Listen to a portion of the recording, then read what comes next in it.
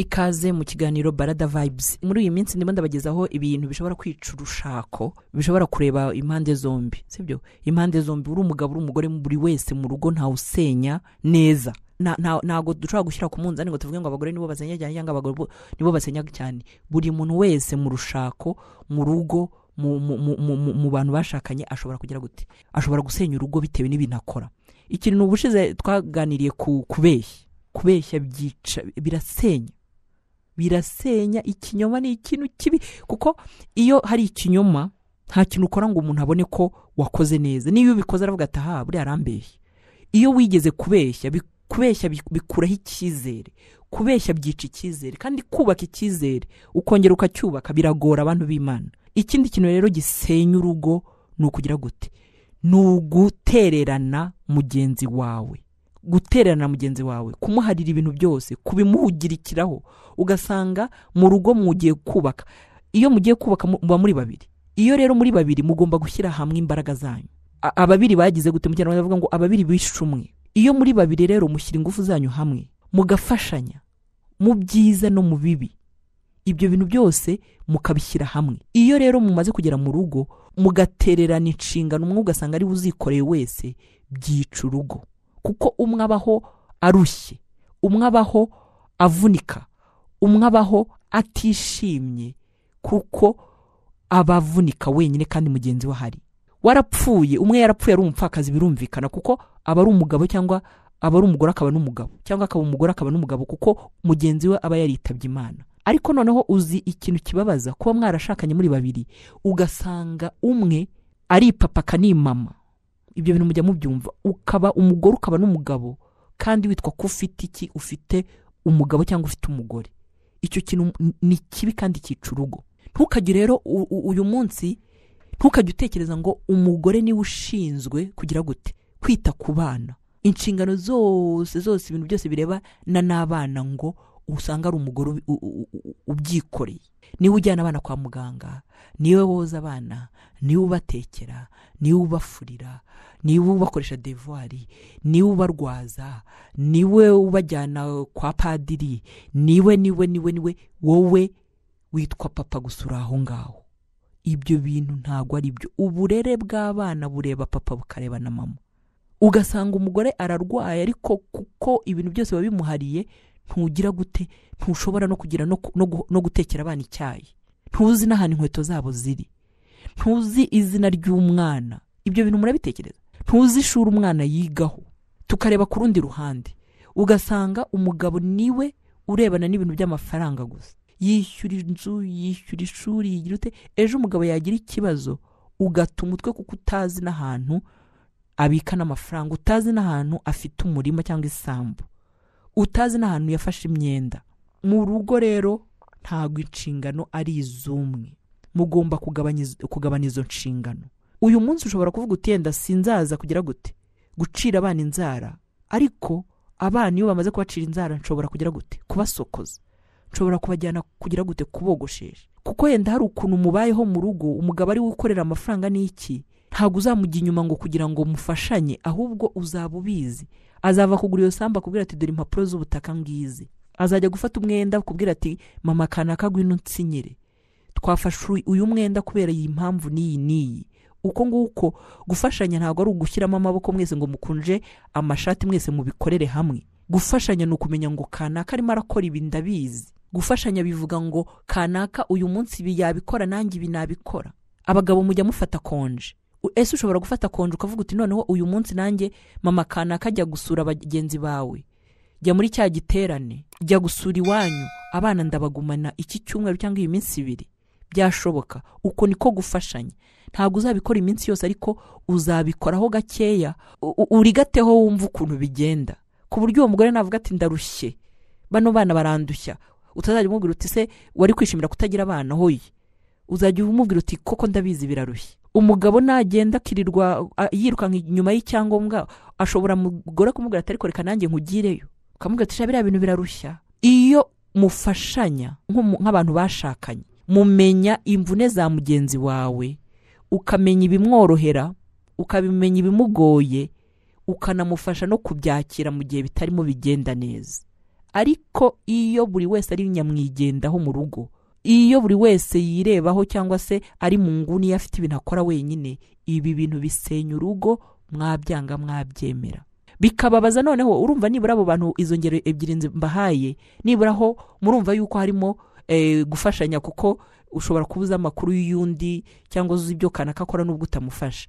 Noneho uzi kuba muri umugabo n'umugore ariko ugasanga umuntu umwe niwe ukora ibintu byose, arishyura inzu, yishyurira amashuri abana, bakoreshe devoir, abagurira imyenda, atunga urugo, yishyura inzu, undi mugenzi we nta kintu amufasha. Ibyo bintu bisenya urugo. Ibi ngibi ni bya bindi mwicara mu rugo ukumva kuvunika, kandi iyo watangiye kuvuga uti mvunika njyenyine, urumva biba byatangiye ni jyewe, urirebaho ndavunika, kanaka ntamfasha. Urumva ko haba hatangiye kuzamo akantu ko kuba utanezerewe. Rimwe na rimwe mugenzi wawe akavuga turakabya, urandenganya nanjye ntako ntagira. Ese koko nibyo? Wisuzumye ubona uvunisha mugenzi wawe? Ese uyu munsi wisuzumye ubona uvunika wenyine, cyangwa n'ukwikunda ukirebaho ibyo mugenzi wawe akora wowe ntubiha agaciro? Gutekereza ko uvunika wenyine, gutekereza ko ari wowe ufite agaciro mu rugo wenyine, ibyo mugenzi wawe akora ukabona ko nta kintu bimaze, byica urugo, bisenya urugo. Ese uyu munsi usubije inyuma ukavuga uti njyewe ni jyewe ubagize, hari abantu usanga mu rugo avuga ati mutamfite mwapfa. Ese koko nibyo? Uyu munsi kumva yuko ari wowe kamara, ari wowe uvunika, ari wowe ufatiye abo bantu runini ukanabibacyurira, nibyo koko? Ese mugenzi wawe niko abibona? Aho ngaho haba harimo akabazo. Nta muntu kamara ugira gute ubaho, kuko buri muntu ari kamara, buri muntu yigira, buri muntu yihagije. Ntago washaka, impamvu ushaka uwo mugore cyangwa ugashaka uwo mugabo ni ukugira ngo mufatanye. Uyu munsi rero niba wumva uri kamara, wumva batagufite bapfa, kuki se ubana nawe? Uyu munsi uwo muntu niba ari ko ubitekereza, ukaba wumva ugeze kuri urwo rwego kumva yuko ari wowe kizigenza, batagufite bapfa, uyu munsi utekereze ngo ese mugenzi wanjye mubuze ntago ubuzima bwahagarara, ntago ubuzima bwajegajega kubera ko wamufashije binenengwe, wumva ibintu akora nta gaciro afite. Hari abagabo usanga bakora binjiza amafaranga, bakaba bafite abagore birirwa mu rugo, akamusuzuma ngo nta kintu amaze, ngo nta kazi afite. Ese uwo mugore wawe koko nta kazi afite, nta kintu amaze kuko yirirwa mu rugo, cyangwa se ngo yinjiza amafaranga make ngo nta kintu amaze, ngo ushatse wakwicara? Ibyo bintu rero byica urugo. Hari ibintu byinshi bisenya, ariko bigasenya umuntu atazi ko ari uri mugira gute utiza umurindi uko gusenyuka ku rugo rwe. Gufatanya mu rugo ni ikintu cy'ingenzi. Gushyira hamwe, mugashyira hamwe ingufu zanyu, mugashyira hamwe kurera abana. Ugasanga abana ntago bahaza umubyeyi umwe kuko ataba mu rugo, cyangwa se arahari ariko ntahari. Yaba hari ataba hari nta kintu bivuze, kubera ko yaba hari nta kintu abakorera. Njye ndimo ndavuga kurera abana, ariko no gufatanya mu bintu bizamura urugo. Ugasanga wowe mu mitwe wawe, mu mitekerereze yawe, mu myumvire yawe, wumva yuko abana ari abo mugore, wumva yuko ibi n'ibi izi nshingano izi niza ari iz'umugabo, wowe mugore utazikora. Ariko burya iyo munyuranyije nyine buri wese agakora ibya mugenzi we, birabubaka iyo mubiganiriyeho. Niba umwe ahora avuga ati biriya bintu birandushya, business irandushya, kuko undi yirirwa mu rugo, wivuga turakabya cyangwa se ibyo se ni biki, ujya bimenye. Ese ushobora no kujyawe nawe ukareba uburyo bimurushya niba bishoboka. Gufashanya rero ni ingenzi mu bashakanye. Kwishyiramo cyangwa se kwiyumvisha yuko ari wowe yenda ufite ikintu umaze mu rugo, mugenzi wawe ntacyo amaze, birasenya.